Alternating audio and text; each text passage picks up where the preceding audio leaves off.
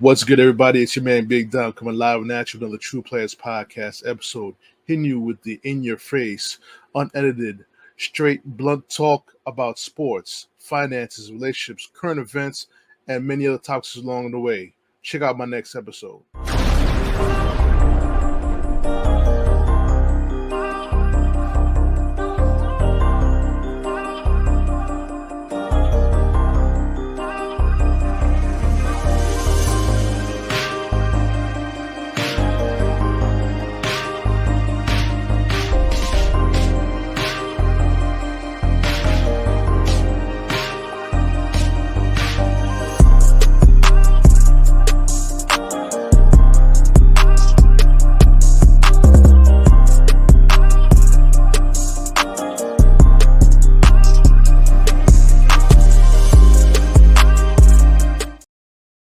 Good, everybody. It's your man Big Down coming live and at you another True Players Podcast episode.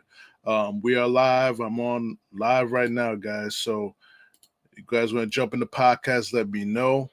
I'm also gonna put the link in if you want to join in the podcast. I'm gonna put it in the comment section.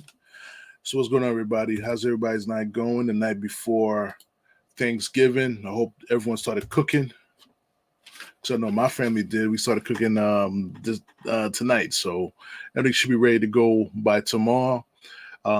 Eat some good food. Of course, I have to make a few stops along the way. And I hope to have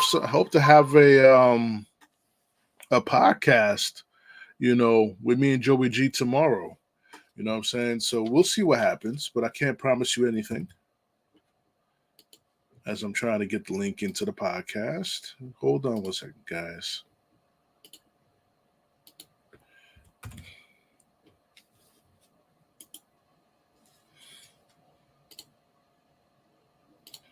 There you go.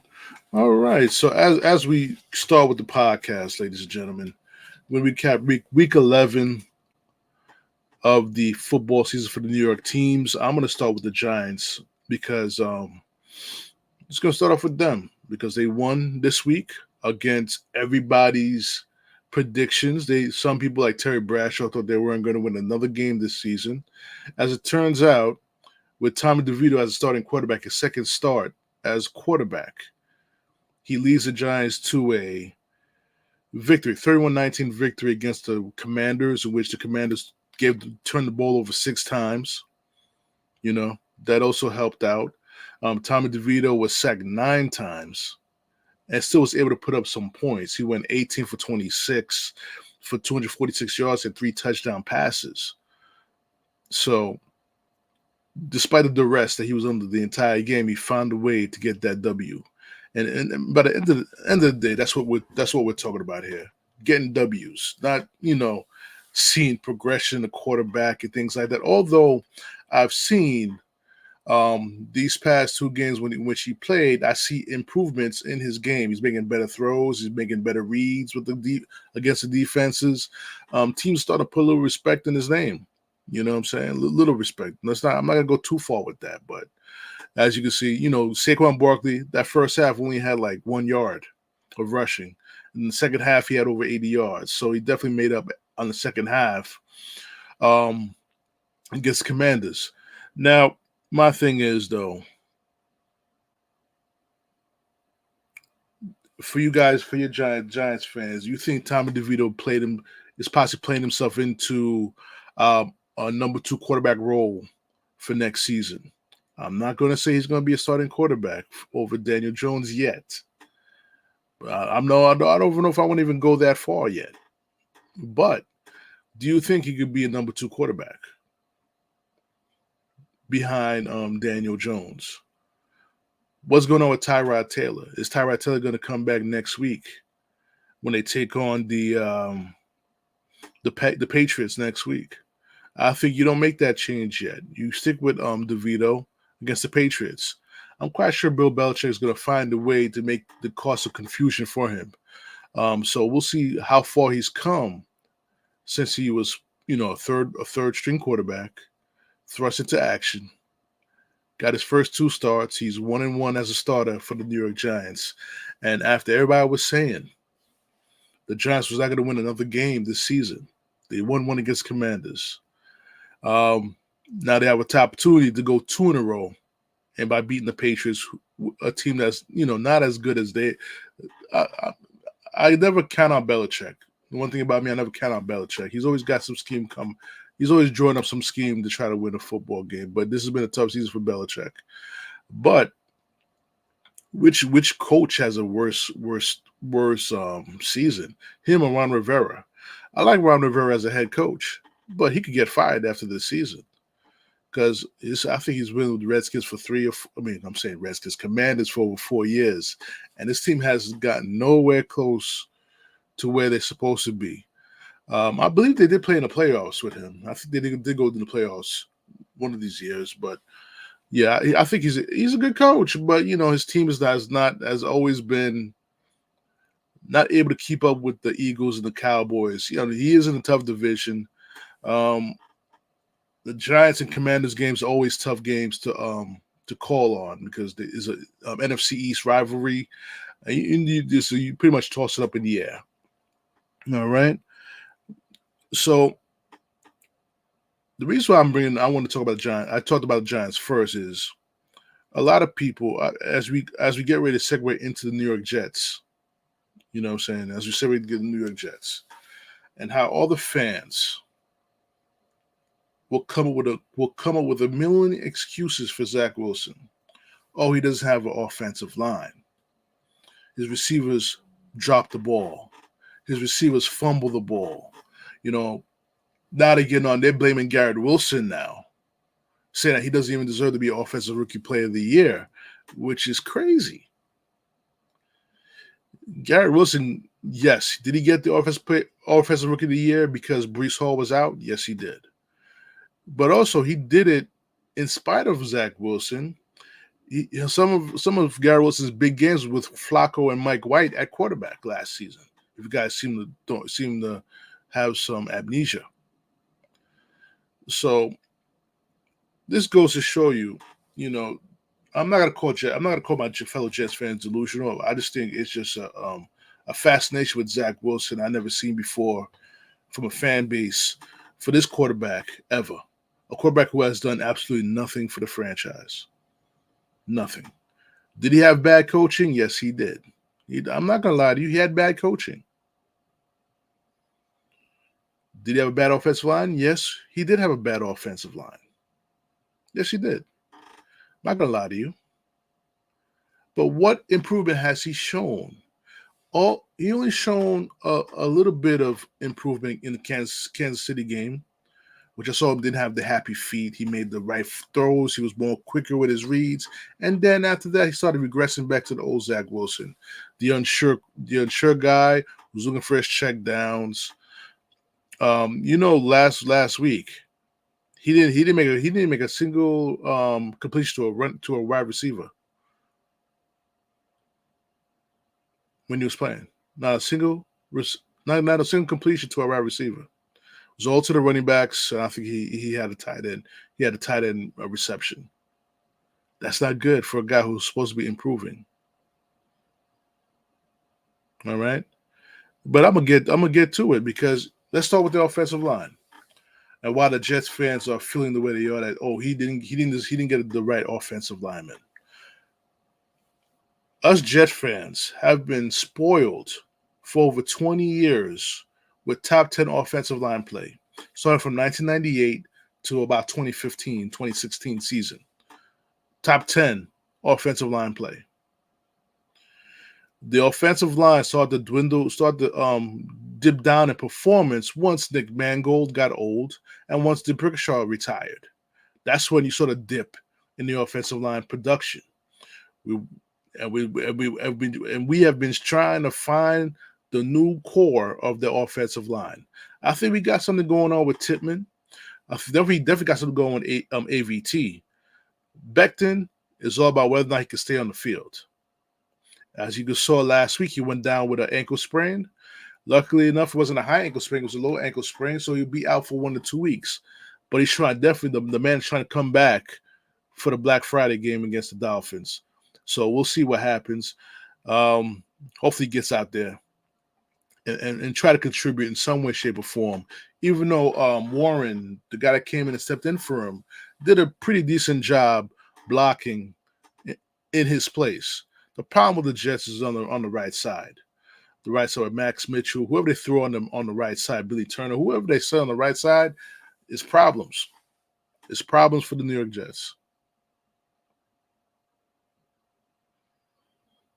I understand Zach Wilson didn't have the offensive line. But you know what? When a quarterback is able to read the defense quickly, he protects his offensive line. That goes hand in hand. You can't have receivers wide open. Every announcer in every game that this year has seen Zach Wilson play, they are calling out wide open receivers from the press box. And this kid can't even see the open receivers on the field, on the level playing field. And eventually, he got benched midway in the third quarter where you brought in Timboyle. My question about this is, what took so long to bench him? What was the issue there? Why did it wait 2 games? This game, out of all the games, I felt that the Jets were going to lose. Because, Bills are tough at home, especially against the Jets over the past couple of years. And historically, they've been tough against the Jets in Buffalo. The games that they should have won was the games against the Raiders and the Chargers. Because once it's conference, 2, you get a chance to have the tiebreakers. 3, there were easier games. Easily, you could have been 6-4, lose against the Bills, and possibly, you just hold the fort until Aaron comes back, hopefully, this season. Now what you're looking at is 4-6 right now. 4-6. You could go 4-7 against Miami on Friday with Timboyle as your quarterback. But let's see what happens, because as soon as Timboyle comes to the game, the receivers was getting the ball thrown to them and catching them. I'm not saying Timboyle is Joe Montana, but it's time for us as Jet fans to see something different on the field instead of the confusion that we constantly see on the field with Zach Wilson. My man tripping over himself going on the field, and I was like, man, listen, that's a clumsy. I mean, he even got tackled by his own coach.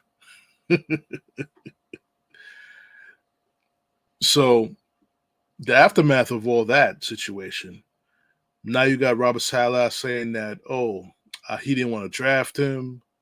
Him and Joe Douglas are at odds right now because he decided to sit him, to bench him. Lots going on. Lots is going on in Jetland now is coming to the surface now. All the frustration, everything's come out to the surface now. But my thing is to Robert Saleh. This is your coaching career. You're a head coach. If you did not know you were going to have autonomy on who to play, why did you take the job?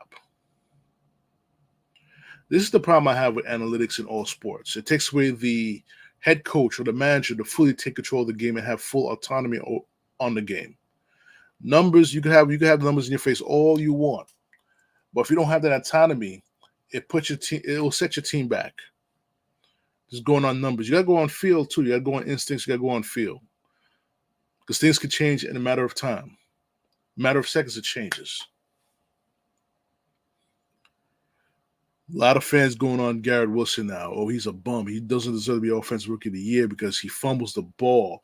The man's trying to fight for extra yards. Can you at least give him credit for effort? My man is seeing bracket coverage, double coverage and bracket coverage every single game because there's no other receiver on the opposite side of the field that can help him. Lazard is dropping balls. Gibson, after the first game, I see nothing impressive about Gibson as a receiver or even as a punt returner. I see the activated Izzy, the rookie from Pitt, and he only got like garbage time snaps. How about putting him in a game when the game mattered? How about doing that? This is what costs teams jobs. I've seen offense coordinators getting fired. Ken Dorsey getting fired. I've seen the Pittsburgh Steelers offense coordinator. Team is 6-4. He got fired. But yet Nathaniel Hackett still has a job. Is it because of Aaron Rodgers? Maybe. Is Aaron Rodgers grooming him to be the head coach of the Jets next season? Which, if that's the case, if I'm the general manager or the owner of that team, I'm saying, you know what, Aaron, we're gonna trade you. You cause too much trouble. You're not a good GM. Your boys Alan Lazard and Randall Cobb sucks. You know what I'm saying? You have not done a good job as as quote unquote general manager. So I think you should focus on being a quarterback and sit down and deal with the players that you already have right now. Because his presence is setting the Jets back too. I'm sorry to say it. When we traded for him earlier this trade for him in the offseason, we had hopes of Super Bowl. Then he went down 4 plays in. Now I'm about to get to Joe Douglas now, because for a guy who was under the tutelage of Ozzie Newsome in the Ravens first, and then go on to Philadelphia and be part of that organization that won the Super Bowl with Doug Peterson as head coach. This debacle. This is year 5 for Joe Douglas. Year 5. He still has not built an offensive line on the level of when the Jets had Mangold, Brickashaw, Faneca, Damien Woody, Brandon Moore. He hasn't built that type of offensive line since he got here.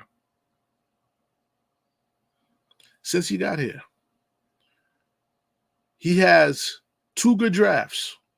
The draft that got him Saucegardner, the draft that got him Garrett Wilson, and then this draft here with Tippmann. I think Tippmann is going to be a keeper at the center position. Now we probably have somebody who could be on that level of Mawai. We had Mawai and then Mangold straight through for about 17 years, 18 years of all-pro Hall of Fame center play for the New York Jets. 18 years straight. From 98 to about 2016 when Mangold retired.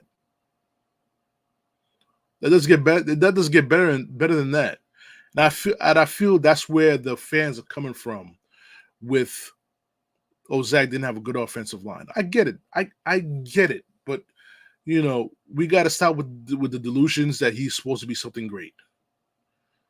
I was reading Facebook, guys was bringing up, his stats from his last year at BYU. He threw 37 touchdowns and 4 interceptions. Mountain West Conference, BYU. Who did you play? Who did he play? Can someone answer me that question? Who the hell did he play in college? Meanwhile, Trevor Lawrence is out there playing the national championship, playing in the ACC. Justin Fields, who was struggling in Chicago, but is playing, who has in essence played better than Zach Wilson altogether in the Big Ten Conference at Ohio State. You know what I'm saying, who did Zach Wilson play? This is the issue. This is the problem. This is where Joe Douglas failed, because he's going to sink and swim with Zach Wilson. He deserves to be fired. This is year 5, right? Year 5. And I know you guys have heard me mention on previous podcasts when I speak about Joe Douglas, how he messed up Sam Darnold. I said something much harsh than that, sabotage, which he did. He did. You know what I'm saying? What he should have done, I'm going to repeat it again. That year when they had the number 2 pick, he could have done 2 things. Traded Sam Darnold with the pick, get Deshaun Watson here. Despite the legal issues, get Deshaun Watson here. Or 2, trade that number 2 pick, get multiple first-round picks, multiple picks throughout the draft, and rebuild that offensive line and wide receiver core.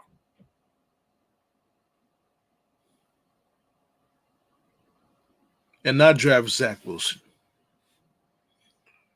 And now once we clear the air, I think every single media outlet in New York right now is calling, whether it's Boomer, whether it's Joe Beningo, are calling for Zach Wilson to be cut. Put this boy out of his misery, under the linchpin of New York. He needs to go. He needs to go somewhere else before he really loses his mind. And I remember when they drafted him, I'm gonna repeat again. I was not in agreement whatsoever. I was not in agreement with his pick. I said, you either keep Darnold, let Darnold play that entire season. Hopefully, Darnold will show improvement under Mike LaFleur, and God rest his soul, Greg Roman. Then you could trade Sam Darnold and get more of a haul than what you got from Carolina. Or let Sam Darnold play the entire season and let Zach Wilson sit from the bench and watch what's going on. Let him absorb New York for a little bit. He came from Utah. Utah and New York are two different beasts.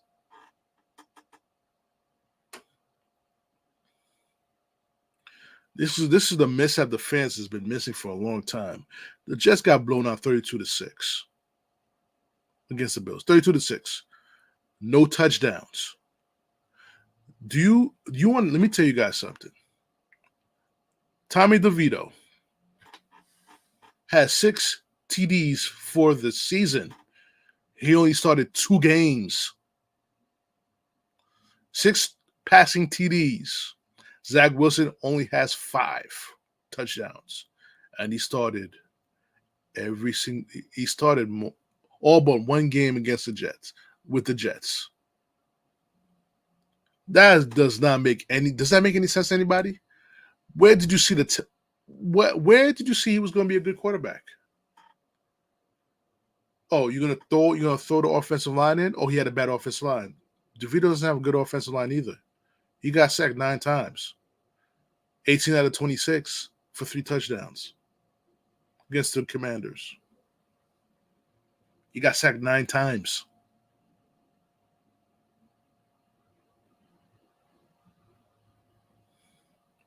You can't keep saying it's the offensive line's fault. You can't keep saying the receiver's fault. You got to pretty much look at the quarterback that you guys love so much, which I don't know why. Probably because he banged his mom's best friend. I don't know. I really don't know.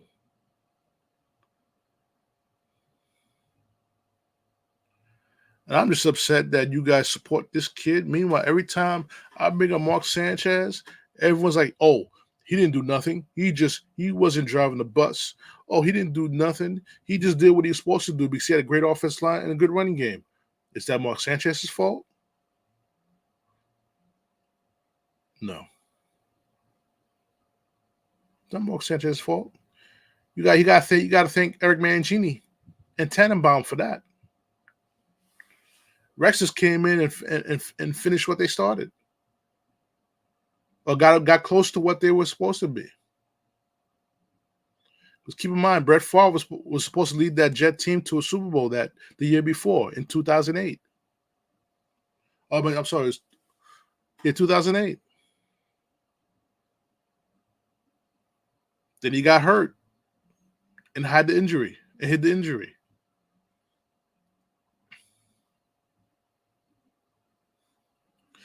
I think comparing both Green Bay quarterbacks who came to the Jets, it's turning out that Brett Favre was a much more better pick than Aaron Rodgers for this reason: the diva status. Aaron Rodgers takes the diva status to a whole new level. Hall of Fame quarterback, All-Pro quarterback, Hall of Fame quarterback. Yes, he is. But you don't know, he's on a McAfee show telling everybody what he wants to do, this and the other. I'm glad he's fighting to come back to play with the Jets this season. I'm definitely proud about that.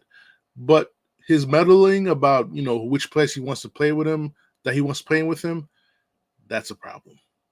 Brett Favre didn't come. Everyone knew Brett Favre wanted to go to Minnesota, but he came to the Jets just to leave Green Bay, right? But he didn't ask to bring along any receivers. He took on the Jet receivers he already had available to him. I think Lavernius Coles was still on the team at the time. And Cotchery. I forgot the other receiver that was on the team at the time. Great quarterbacks make their receivers better. They make their offensive linemen look better. And you did not see any of this from Zach Wilson. He made everybody look 2 times worse. Granted, they were already bad as it was, but he didn't do nothing to hide their weaknesses. The boy couldn't read the defense. I'm sorry, he couldn't read the defense fast enough. He's a one-read throw, one-read dump off.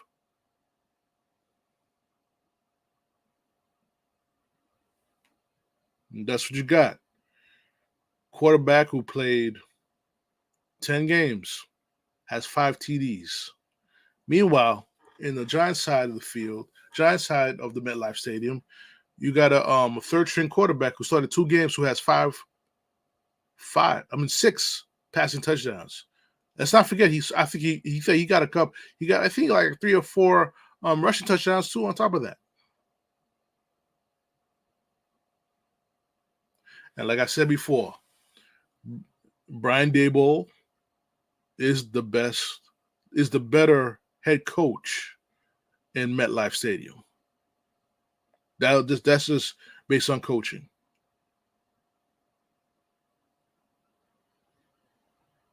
Telling guys real shit. You don't like what I say, I always open an invitation. If you don't like what I say about your boy Zach Wilson, come on the podcast. That's what I'll tell everybody. And I'm gonna allow you to bring your argument, and I'm gonna just tear it apart one by one. You're gonna come at me. You're gonna want to come at me with the offensive line bullshit. I got an answer for that. But I got a couple answers for that.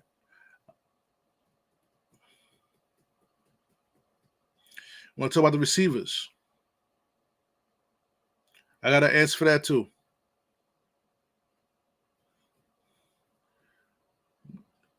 If the GM's fault, listen, we could talk about that too.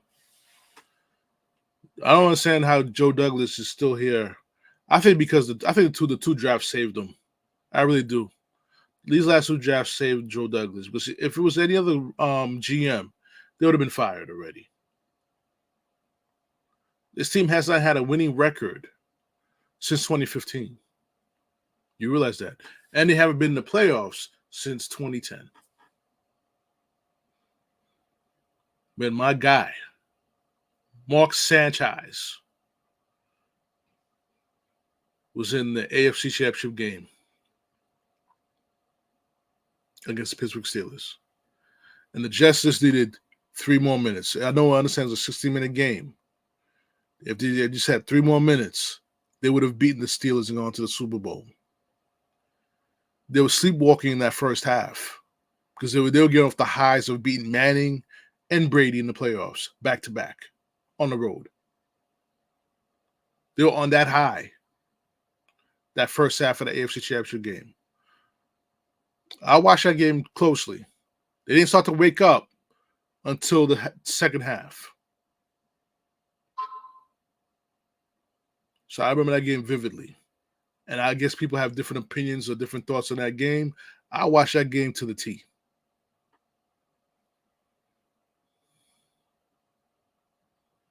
So on that note, ladies and gentlemen, we're going to end the podcast here. Hopefully, I'll be back again tomorrow with you with Joey G on Thanksgiving. Talk about a lot of stuff, which we're thankful for this year, and we go from there. If not, I'll see you guys on the recap of the Black Friday game and the Giant game on Sunday against the Patriots. My hope is, fans, is that both New York teams come out with a W this week. But I will roll the dice on one that will most likely come out with a W than the other. And it's sorry to say it's not my Jets. It's the guys in blue. Okay? So on that note, we're going to sign off on this podcast. Watch the podcast on YouTube at True Players Podcast. Patreon at True Players Podcast. Spotify, iHeartRadio, SoundCloud, Google Podcasts, Apple Podcasts, and every other podcast that provides audio this podcast will be on that as well. So if it's your man Big Dom, I'm going to sign off on this podcast. I'll see y'all next time. Peace.